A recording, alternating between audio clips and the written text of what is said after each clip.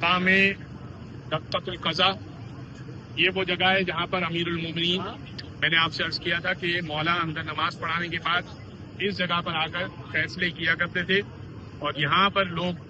آ کر ان سے پوچھا کرتے تھے کہ امیر المومنین ہمارا یہ مسئلہ ہے، ہمارا یہ مسئلہ ہے، ہمارا یہ مسئلہ ہے، اور مولا یہاں پر آرام سے فیصلے کر دیا کرتے تھے۔ امام زمانہ بھی جب آئیں گے تو اندر نماز پڑھائیں گے اور فیصلے مولا یہی کریں گے، اور دارالحکومت بھی مولا کا پوری دنیا میں حکومت ہوگی، لیکن دارالحکومت مولا کا کوفہ ہی ہوگا، اپنے جد کی سیرت پر چلتے ہوئے۔ تو سارے فیصلے مولا کائنات نے یہاں پر کیے اپنے دور حکومت میں،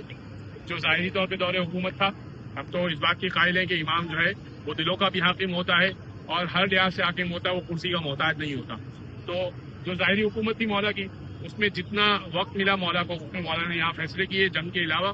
ایک فیصلہ جو خاص فیصلہ تھا، وہ سامنے کی طرف وہ جو دوسرا مسلح آپ کو نظر آ رہا ہے، اس مسلح پر، وہاں پر جو خاتون والا میں نے مسئلہ بیان کیا تھا کہ خاتون کا پیٹ پھول گیا تھا، اور اس کے بعد جو ہے وہ مولا نے فیصلہ کیا تھا، وہ بیت التشت، وہ فیصلہ مولا نے وہاں کیا تھا، باقی سارے فیصلے یہاں پر کیے تھے۔